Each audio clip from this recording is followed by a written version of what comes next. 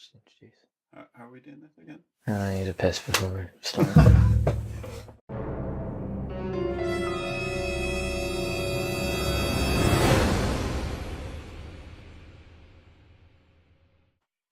Hello Internet, I am Fireball. And I'm the Orbiter. And welcome to Breaking Bollocks. Hello. So we're going to start off this podcast, whatever you call it. Thing. Yeah. With just sort of getting off what's on our mind. Getting off what's on our mind. That came out wrong. Yeah, it usually does. This is a terrible start. Yeah. So yes, last time we talked about something that was... I feel like we've come a long way since that first one. Well, that was like 2 weeks ago, wasn't it? Our first chat. Quite controversial topic, last one. But since then, we've been on a three times a week schedule publishing videos, and I've been busy putting up promotional stuff. We're using the excellent new Twitch Premiers thing, Video Manager, and we've got Patreon set up and a tipping page in that. Give us money. We'll put links in the description for Patreon. Go give us money if you feel like it. I mean, we're not forcing you. By all means, watch for free. It's cheapskates, but you know. We sacrifice ourselves for you. Well, I could sacrifice you. That would make me a lot of money. And put you in jail. Yeah. I'm skipping ahead a bit here, but I know it's going to be the subject of a future chat that we have. But was there not some thing in the Old Testament about somebody sacrificing their son? It's not literally every chapter. No, I don't think so. But in the end, he ended up sacrificing a goat instead. So we could skip to the bit where I go and get a goat from outside and spill its blood all over the walls. Or we could just get on with today's topic. Just get some ketchup. Pretend. I'm not sure ketchup goes with goat. Maybe brown sauce? No, I mean to... I know what you mean. Sometimes, trying to be funny, it doesn't always work. Sometimes I don't think you do. My intentions are... I don't know what my intentions are, actually. I should have thought, before I opened my mouth then, I should have thought what I was going to say. That's always wise, isn't it? Are we going to get on with whatever we're talking about? Yeah, a little bit. So yes, go check us out on Patreon and Twitch. Oh yeah, there's different... Also, we've just set up a Discord server. Links in the description for this as well.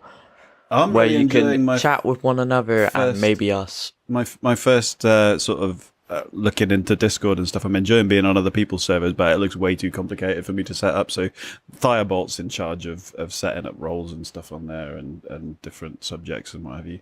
But there's different levels of sponsorship on Patreon, and you get different bonus rewards for whatever you choose to do. Some of which have those been decided yet? Yeah, I've put them up. Right. If you want to say about them. Well, I'm trying to remember what they are. The first one is $1 a month. It uses dollars Patreon. Would be supporter, and that is for that you get every month you get a schedule, access to a schedule of our plans for the next month, so you'll know what to expect in the upcoming episodes of our various series. Yes, and not much. Did they get access to posts, like private posts? We could add that, yeah. Yeah, sure. And the second level up, which is $5 a month, is fan, is it? I'll check the thingy. Actually, why don't you just look it up? Because then we can see what they are. Instead of me sitting there looking like a dough ball, trying to remember what the hell I've done for the last week. What is my computer? Patreon, by the way, in case anyone hasn't heard of it, is spelled Patreon. I can spell it, it's just my keyboard's being weird. It's Breaking Dad. Patreon.com/Breaking Dad. So, down the right-hand side there, rewards, Breaking Dad supporter. Once a month, supporters will receive an exclusive post detailing our plans for the next month videos. Of course, plans can change, but you'll have an idea of what to look forward to. And you've said I'll change that to also include private blog posts, did you? Yeah. Okay. Our second level, Breaking Dad fan, I was right about that. $5 a month. You'll get You get all the supporter rewards, plus you get videos as soon as they're uploaded. Yeah, so the final level, which is groupies. so the private video for the middle level, the fans, you have to have a YouTube account for that because you get a private link which you have to watch when you're logged in. And Breaking Dad Groupie is the top level at the moment. Although I think we should add some ridiculous ones. I've noticed there's other people that have got like a sort of £1 million a month, and the maximum donation is I think it's 9,999. Is it? Okay. Well, for 9,999, I'd take somebody out for dinner. We'll just buy you. I'm not cheap. We'll buy you a second-hand car, or a cheap first-hand car. No, we won't. Yeah. Oh, that's every month though, isn't it? Yeah. Yeah. Oh, we're only buying you one once. Yeah. And you have to have been going for 3 months. I think this is getting a bit complicated. Yeah. So we've got $10. We're not going to actually do that because no one will ever actually set that up for us. Oh, here we go. Yeah, that's the private YouTube video for our groupies only, which will never be publicly released. Okay. Well, there we go. In future, we also might do some giveaways if we get review codes just for our Patreons. I mean, in addition to that, you'll just be supporting us. Oh, there's also our promo trailer up now as well.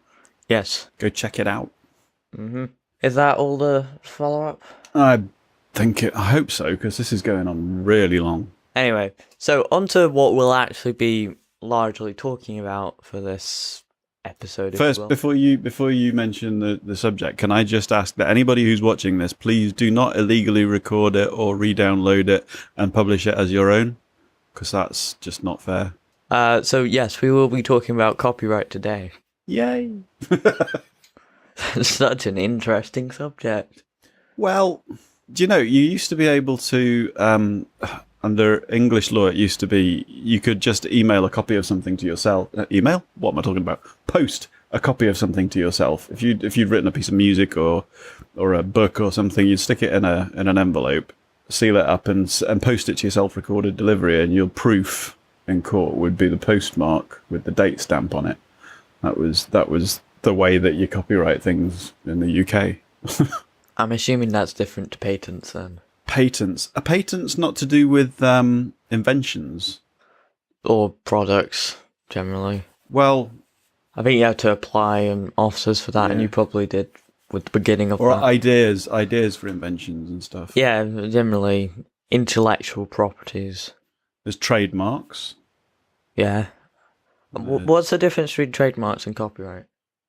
Well, a trademark is copyrighted. It's a particular kind of, because I mean, obviously you can copyright all sorts of different things, music, videos, films, what have you. But a trademark is a logo. So technically, we should trademark all our logos so that nobody else can steal them and use them, because we're so popular on the internet that we might be exploited for our value. 5 subscribers at the moment. Let's hope that We've changes. got more than that on Twitch. That's different. But yeah, I mean, things like the Rolling Stones logo with the big tongue sticking out of the lips, and the Apple logo on the back of every bit of Apple kit, they're trademarks. And so is that only for logos? No, you can also copyright. It's all about intellectual property. It's basically about protecting an idea. For instance, there's one of the famous, well, not so famous, but one of the big sort of controversial uses of it was with. Have you heard of a band called Bucks Fizz? For a Dave Gorman bit, but yeah, they won the Eurovision Song Contest for the UK, amazingly. But they split up, and I think there were 4 members of the band, and now 3 of them are on tour with a replacement. But because they didn't own the name Bucks Fizz, they can't legally tour as Bucks Fizz. They have to tour as, I think there's something stupid like it lists their names and then it says in brackets afterwards, formerly known as Bucks Fizz. But the guy that owns the name legally, who registered it, tours as well on his own with 3 completely new members, and he calls himself Bucks Fizz, even though he's the only one of the band that was in Bucks Fizz originally. So yeah, I think I did see that on Dave Gorman's Modern Life is Goodish. oh yeah, I will stick a note in the show notes for that. He's a cool dude. You should check him out. He's a PowerPoint comedian, isn't he? Yeah. And a mathematician type geek. Well, not exactly a mathematician. A statistician. Yes. Statistician, which is a form of mathematician. Yeah, it's a branch of mathematics. You wouldn't typically describe it as mathematics. So, yeah, I mean, copyright automatically applies to anything that you create as soon as you create it, intellectually, like usually artistic works. But the big problem is proving it. Yeah. If somebody steals an idea and passes it off of their own, you have to be able to prove that you had the idea first. If you want to get value from it, sue them or whatever. Yeah, I think I saw something... Which often means it depends on who has the best lawyer. On the Hello Internet podcast, run by CGP Grey and Brady Harron, they were talking about monkey copyright. I beg your pardon? Basically, there's this photographer, I forget his name. Oh, yeah, I think I remember that. Who left his cameras lying around. A monkey picked up his camera and took a selfie that was actually shot quite well. And there was a whole court case of whether it should be public domain or belong to the photographer. Did somebody own the monkey? No, this was in... I think the Amazon. Whether it should be public domain. Yeah, but it's not going to belong to the monkey. No. Although I wish that happened. I suppose there would be an argument to be had that, he'd come up with the idea. No, he just left his stuff lying. Oh, it wasn't deliberate then? No. All right, okay. So, yeah, I suppose it's about exploitation of ideas, isn't it? It's exploiting intellectual ideas for financial gain, basically, which is what we're doing, trying to. What? Well, we had an idea. We thought, yeah, let's do some gaming and stuff and chatting and stuff and stick it up on YouTube and try to exploit it for financial gain. That's not exploitation. Well, it depends what you mean. If you think about the literal meaning of the word... And we're not just doing it for financial gain. Well, it's a bloody good job, isn't it? Yeah. And I think with the new YouTube thing, there's new rules about monetization. Yeah, that's... that you have... I don't know what exactly they've changed, but it's made it harder for... See, when I first posted on YouTube, you could monetize anything as a small creator. And then they changed it to you had to have had 10,000 lifetime views before you could monetize anything. And now they've also added to that the caveat that 4,000 of those have to have been in the last 12 months and you have to have 1,000 subscribers. I think it's generally meant to target extremists. Yeah. But it also hurts small channels that are just trying to start up, like us. Well, that's the way of the world now, isn't it? Yeah. By targeting extremists, everybody suffers. So that got deep. Yeah. That should be our new catchphrase. Wow, that got deep. It's 90% of what we say. So copyright, yeah. What about copyleft? I remember you telling me that this after our last recording, because I mentioned the topic to you. Do you believe me, or have you looked it up? Or? I briefly looked it up. Basically, copyleft is really the opposite to copyright, and basically make sure no one can copyright this idea. Yeah, and makes it constantly remains in public domain. And it has to be free. Yeah, because that's the thing with copyright. I went off on a digression there, but I was about to say that it's automatically in place for any artistic work until 70 years after the last copyright holder dies, isn't it? It's different for different countries, but in general, that's the I think in America it's 100 years after. Here Yeah. it's 70. I know there's some countries it was 90 as well, but in general it stays in place so that say for instance if I wrote an awesome piece of music which made lots of money after I died, you as my next of kin would benefit from that for at least another 70 years in the UK. And I think you can renew it as well, because didn't they sell the copyright for the Beatles sold their copyright to Michael Jackson, didn't they? For a while. I think Paul McCartney's got it back now, but Why aren't Ringo Starr? He's in. I'm not sure about him. Yeah. He's a tank engine, isn't he? Yes. So Beatles copyright. Well, now Michael Jackson's dead, so it might have gone back to. There was another thing about that. Having mentioned Apple earlier on, there was that whole thing about see when Apple computers first came out, there was a court case which Apple Records brought against them using the Apple name.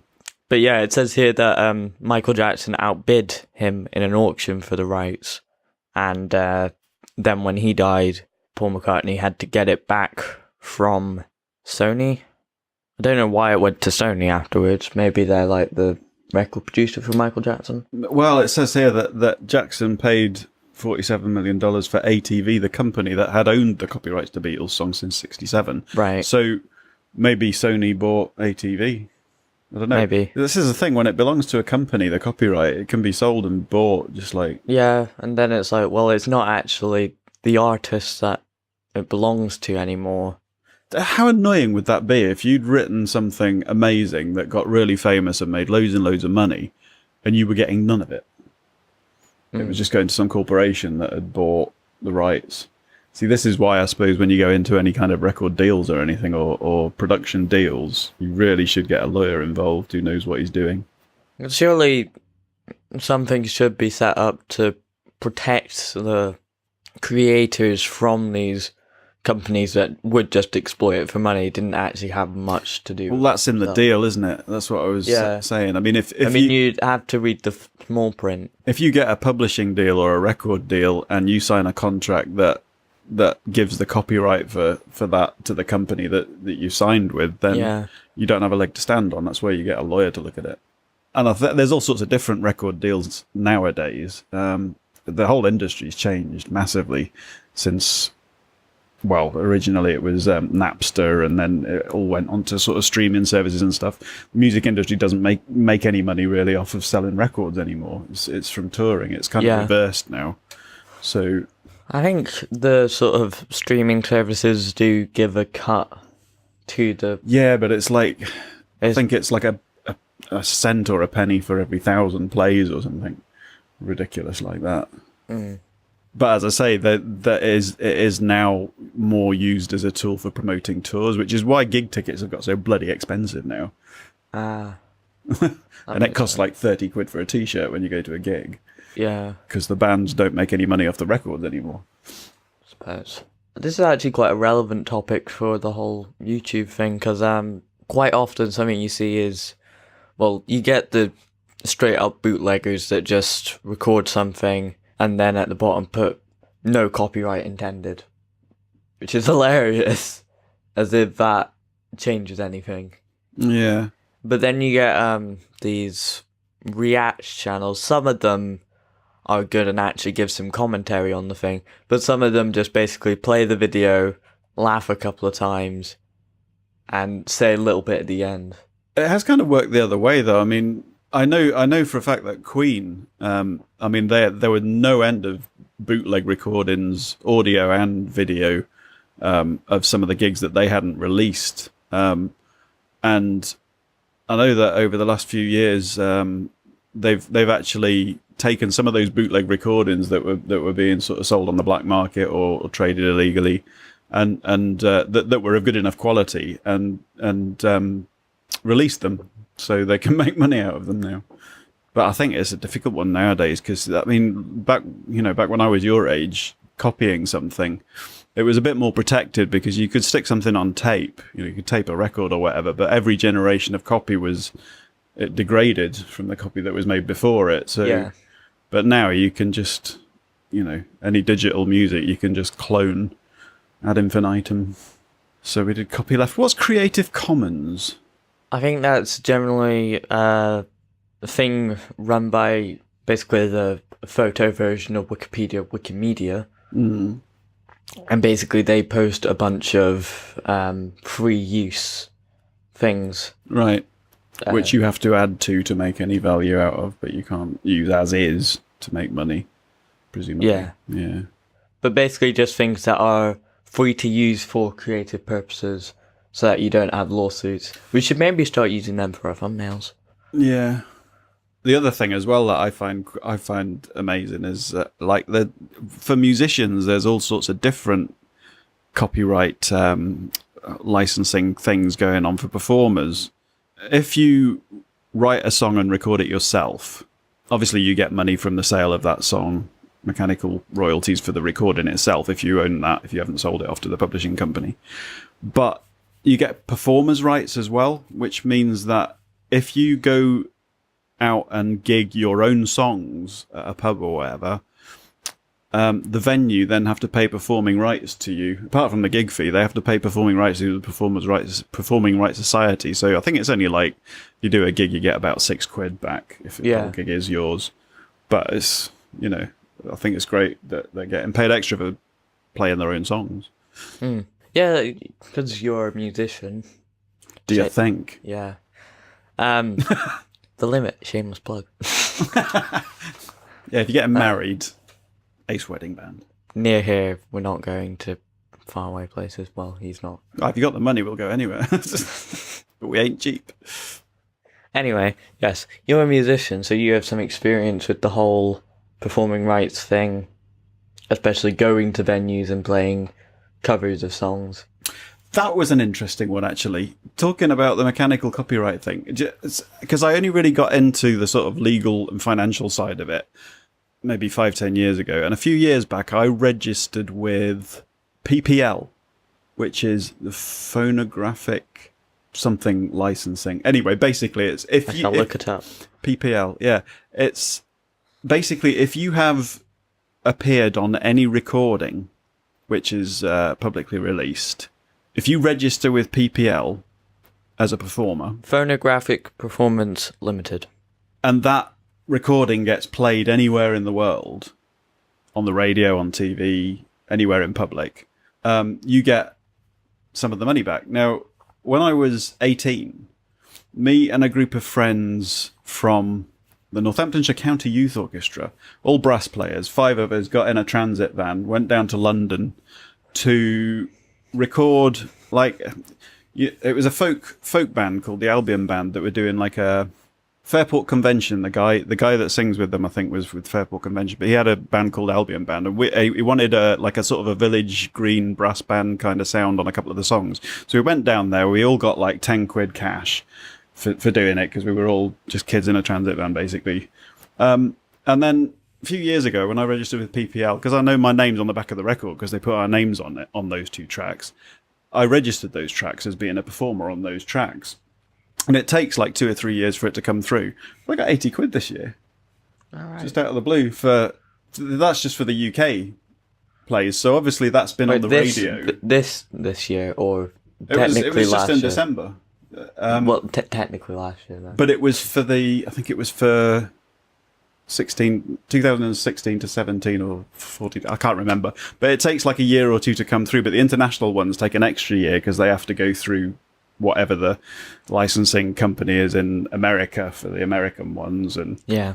so like next year, presumably, I'll get the global licensing back from that. I was quite pleased by that because I wasn't expecting anything because I'd registered them ages ago and I thought, oh, maybe nobody's playing it because I don't think they're like big singles or anything. They're just small tracks on an album. But they're obviously getting played on like, I don't know, folk radio stations on the internet or... Well, there's 7 billion people in the world. It's bound to get played a couple of times. Yeah. I don't know how much each play generates for like one person who's in the backing band of... I mean, like the band themselves have probably got 5 or 6 members anyway, and then they just got some extra musicians in for a couple of tracks. So, right.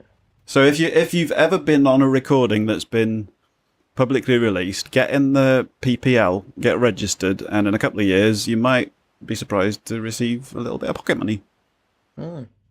Yeah, I saw a thing that was quite hilarious the other day.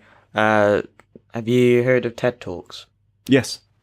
I saw a guy doing a TED Talk who runs this radio show about flags. I'm quite interested in flags, to say the least. He's not joking.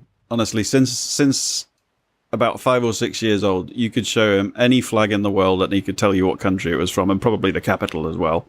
It's scary. Not all the capitals of the world. All right, 95% of them then.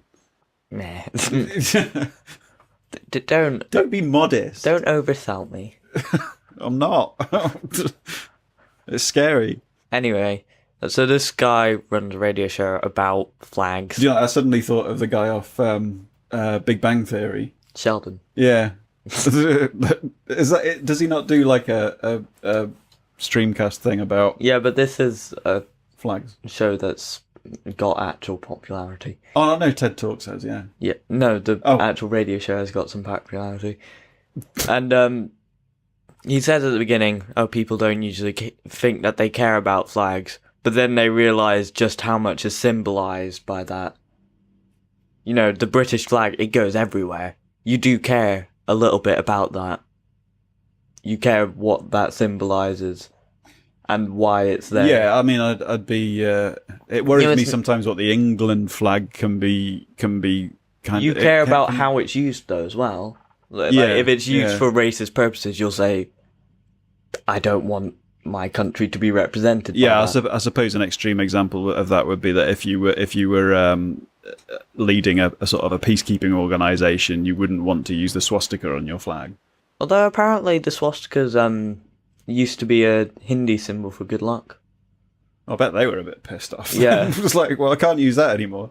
And then it was sort of hijacked by the Nazis for that reason. I don't think the Hindis were the worst done by. No. But generally it was used as a symbol of good luck, and then it changed to a very different meaning all of a sudden. It was reincarnated under a different identity. That's right. Let's... Yeah, no. Right. What? Anyway, so on to my anecdote. Well, kind of. This guy that runs a radio show about flags. TED. He did a TED Talk. I watched this. And he was saying how badly designed a lot of city flags are. I didn't know cities generally had flags, did they?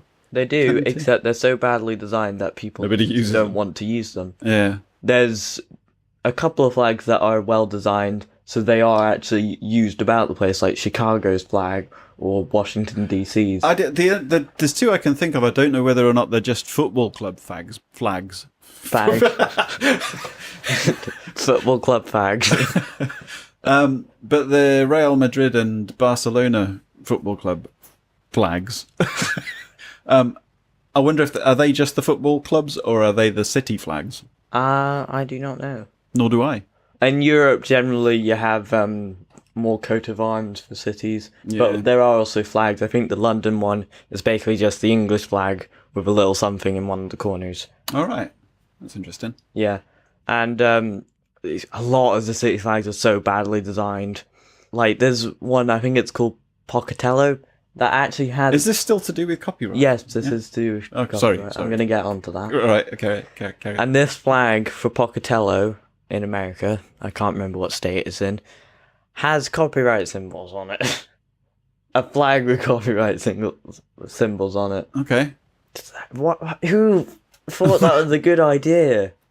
They weren't just copyrighting the flag then. They actually just thought. It's like, it says, proud to be Pocatello, TM, on the fucking flag. Well, yeah, the TM, that means it's a trademark. Yeah, why would you trademark a flag? So nobody else could use it? so that's not going to do much for their town, is it? Yeah. We'd like everybody to promote our town. Yeah, you have to pay us to actually be proud of where you're from. Fucking hell. Idiots. We might get some hate mail from them now.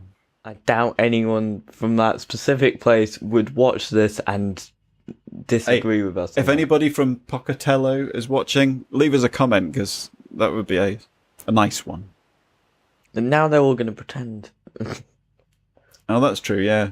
But you have to provide proof. Like, show us where you live. yeah. Yeah, no. Next. We won't read them anyway, so. So we've covered copyright, we've covered copyleft, we've covered Creative Commons, we've covered performing rights. The YouTube thing. Yeah. About these React channels just putting copyright not intended at the bottom. What does that mean, copyright not intended? I mean, it's like, but you just ripped off somebody else's copyright. You didn't have the right to claim copyright on that thing anyway. Is it copyright breach not intended? Yeah, pretty much.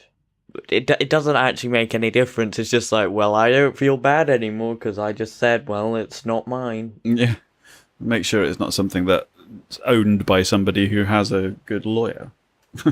Well, most YouTube channels don't. Although, actually, although technically, if you put a piece of music on that's recorded and copyrighted by somebody else on in the background of a YouTube video, technically they could take you to court and sue you for damages or whatever.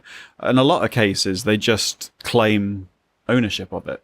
Yeah, but the actual channels that are getting hit by this don't have the money to take them to court. Yeah, but they don't. That's what I'm saying. They don't actually take them to court. They just don't let them earn any money from it. But then, so say for they instance, have to go round to everything and say, find all the React channels and make sure that they're not reacting to their videos. Oh, they're not asked beforehand. If you're reacting to another video, as long as you're not showing that video on the screen, you are. Oh, right, okay. It's just in the bottom, but yeah. Well, there's a difficult thing because there's such a thing as royalty-free licensing, but then that's something a little bit more complicated. I mean, even that you can buy a cheapish license for using a piece of music that's got a royalty-free license in any product, and you know, different ones have different terms on their things, on their contracts. Like you can take an instrumental track and you can sing over the top of it, and you're adding value to it. So then you can copyright that thing that you've added value to. But then you have to pay for the original track, don't you? Yeah, but it's usually quite cheap. But the main issue with the React channels is that they're not adding much. Basically, they laugh a couple of times and say, well, I like that. Mm. And then there must be quite a grey area. I mean, like, for instance, our gaming videos, you know, we didn't write the software, we didn't design the graphics. Yeah, but we are adding something significant to that. Yeah. We're adding our commentary, our gameplay. Mm. And I quite often, I think, with things like that, it is free promotion for the people who are trying to sell the game. It's not like so even if we're they wanted actually taking revenue away from the company that makes the game. People watching our videos aren't going to go, well, there's no use in playing that game anymore. No. If anything, it would. Certainly with the case of the last one, that made your one that you've just done for next Tuesday, it made me want to play the game. Which, so if I owned the copyright, once this I'd be is pleased uploaded, will be 2 days ago video, so we can actually talk about that. We can. Yes. Our Just Cause, my Just Cause 3 video. Yeah, I've not played that game, but helping with the editing of it and watching it back afterwards, I really want to play that game now. Mm. So that's probably my favourite video. So who owns the copyright for Just Cause 3?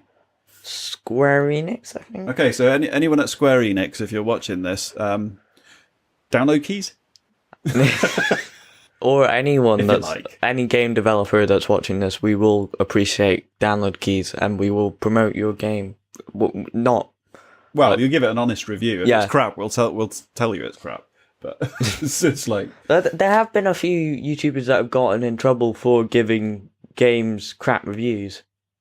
In trouble? Well, not in legitimate trouble, but they've been threatened lawsuits against and had to go to court for it. That's bollocks, isn't it? Yeah, it's like, well, I think it's asking somebody to review something. That's one thing I know from being in the Twitch Kittens community on the Discord. Yeah, I think it was. You get indie game developers, and when they give out a download key, they ask people to play it and review it and stream it and what have you. But they always say, be honest about it. It's maybe these bigger corporations that just want you to give them the thumbs up. Well, it's particularly games developers that make games that they have put not an ounce of effort into, and they're just like, well, we want money. Yeah. And it's probably not the people who've written the games. It's the marketing departments. I think it was directors. Nerdcubed. He published this video about that. I think it was a company that made a game called Monster Trucks Destruction or something like that. He said it's a piece of shite. It was buggy. Yeah. Pretty much. That's the entire review that he gave. I haven't actually watched the video because I just don't like bad reviews. Yeah. I just know from the get-go if it's a bad game, it's not any worth for me. Yeah. And it just feels sort of... It kind of puts me down just to see people angry at something for no reason. That won't actually help anything. So, yeah, he did this video where he reviewed... I think it's called Monster Trucks Destruction. Sorry if there's another game by that name and it's actually good. And the company that made it said, this was a couple of years after the video was released, there have been updates that fix the bugs. You have to do another video updating it. Right. And then he basically published this whole video about, you can't sue me for this. And they said, well, take it down in 24 hours or change it within 24 hours or we'll sue you. I think it's 48 actually. But he basically said, I have over 2,000 videos. I can't go back to each game and update the video after each update. Yeah. It's ridiculous. Yeah, people will just try it. We'll just try it on. People will just be willing to get money out of anything. You get these no win, no fee lawyers. Yeah. I wonder... I mean, I know they're just sort of capitalizing on people want money. They're going to want to get money from this thing. I wonder how no win, no fee. They've got to make their money somehow. So you've got to think, well, if they get a win, they're going to get a huge percentage of the win. Yeah. Just to make up for the ones they didn't win.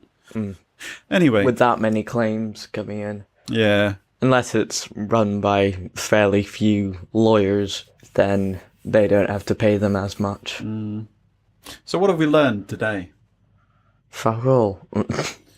We've learned how Michael Jackson got to own Beatles copyright thing. Oh yeah, that was the story I didn't finish. Apple Music. Back when iTunes. Well, no, at Apple computers when they first started, Apple Records already existed in the UK, and when Apple computers first came out, they were like, "Well, hang on a minute," because Apple, if you don't know, were the record company that the Beatles used to own and release on. Oh, right. And they said, "Hang on a minute, you can't call yourselves Apple because we're already Apple." There's a funny story about that. The Beatles play a concert on top of an Apple Records company thing? Oh, I don't know. They played I think they did play a concert on top of their record company thing. Yeah, and that's now an Apple store.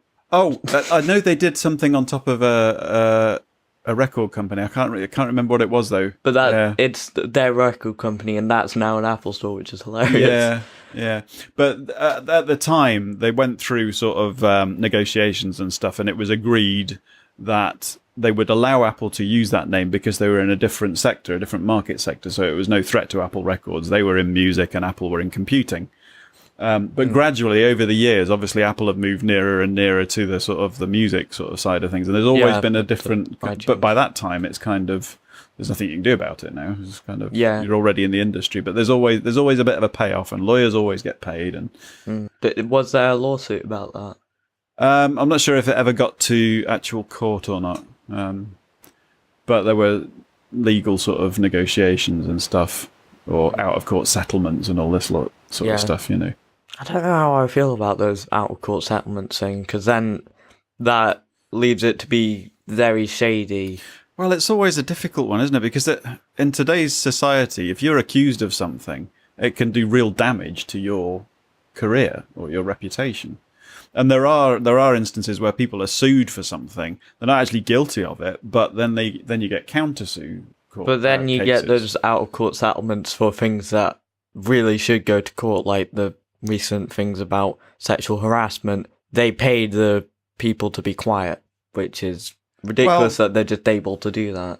Did they pay them to be quiet, or did they just pay them to not go through the legal process? Because it didn't work if they paid them to be quiet, because it came out. You know, it's like it's in the news that there was an out-of-court settlement, But for years, they didn't go to the authorities because they got these huge cash sums. Yeah. Just so that those people don't have that stain on their image or have to go to rehab. It's a difficult one, that, isn't it? Because I mean, like, you know, if I was a victim of somebody who'd done something really nasty or horrible to me, and it was a choice between either going through a potentially difficult and protracted court case to get justice, or they were going to give me £1 million. It would be, you know, it's like, well, I'm likely to get that from the court case anyway. So it's really about whether or not. You might not. That's the thing. Yeah. You might actually get more from that, and then you're like, well, do I want justice or do I want money? And some people would prefer the money. Or if there's a contract in the settlement, which I think there often is, then you can't take this to court yourself. I suppose it's a question of whether you want a legal record of a crime, or if you think justice is bought. You know, if it's something that, you know, they pay for somebody to give you an out of court settlement. It is a sexual harassment stuff. It's a penalty. They've already paid the settlements. They're not in actual trouble with the law. They're in trouble with. How is this to do with copyright? You were talking about settlements or something. Oh yeah. So, well, I think that's probably enough for this week, do you? Yeah.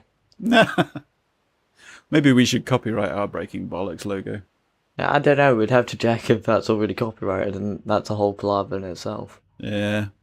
Well, if we start getting ultra famous, because I think people just have started using bots to basically copyright everything as well with the web domains and stuff. Yeah. They basically just go, well, anything that is an actual word.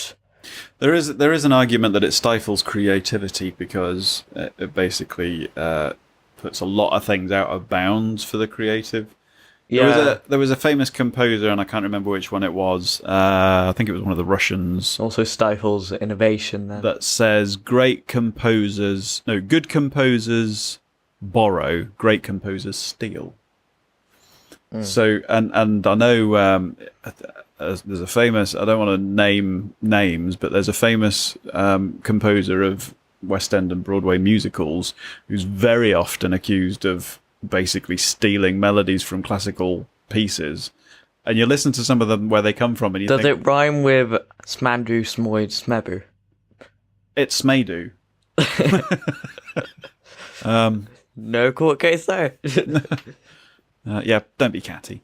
Like you'd watch this. But having said that, you know, there's different arguments and stuff. It's like, did what he did with those themes add enough original value to the thing? That's a whole different kettle of worms. I like his stuff. I think he's, well, a lot of it.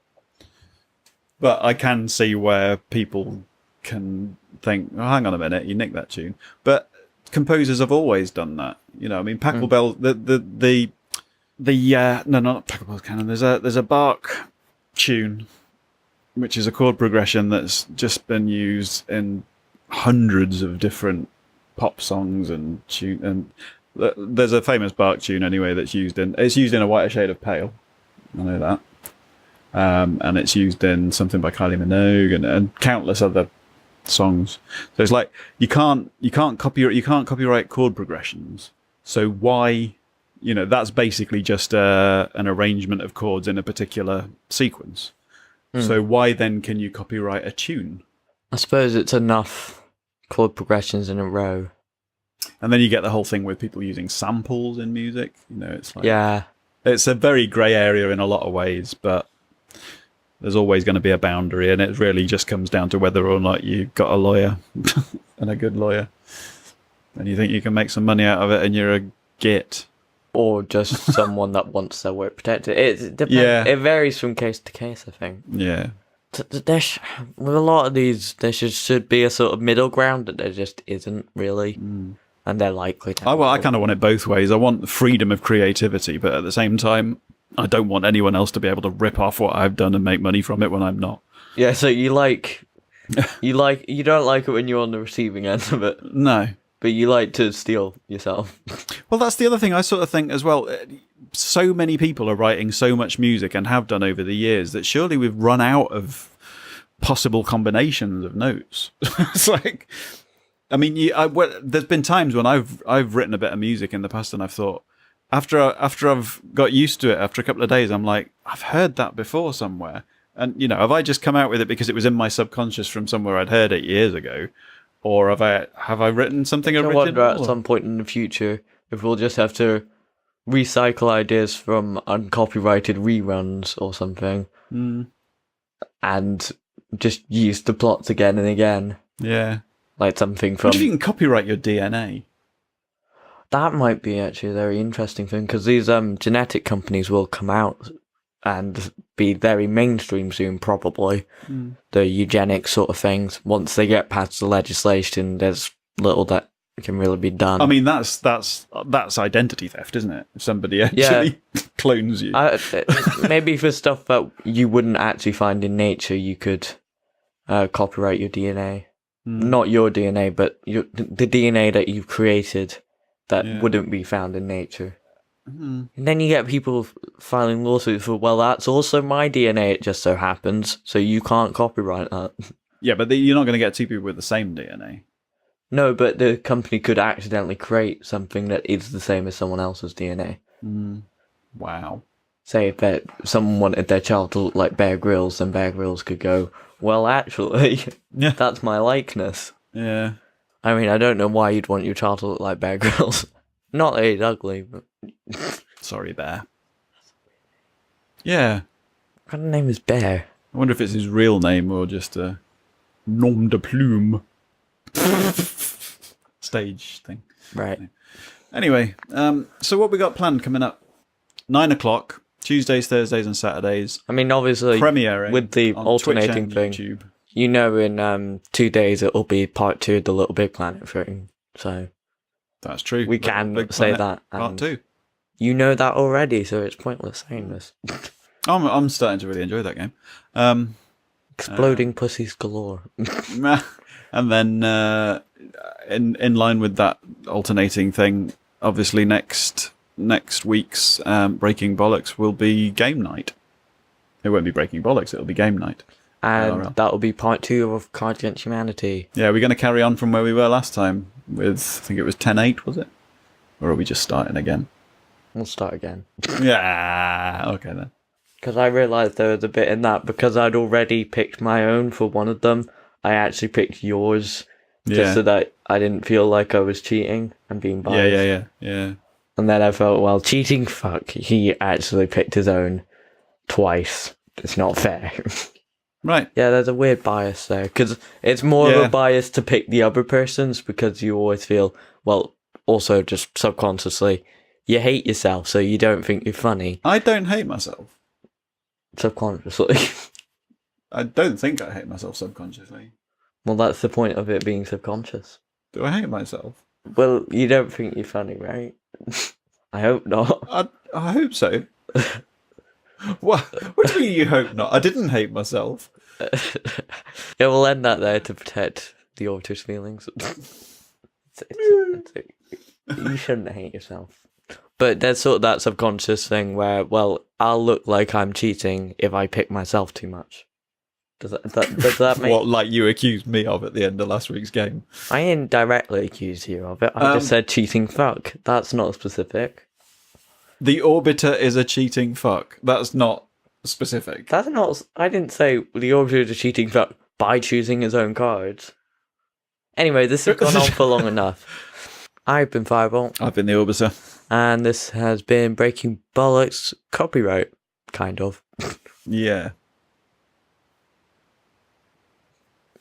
I had to remind you last time.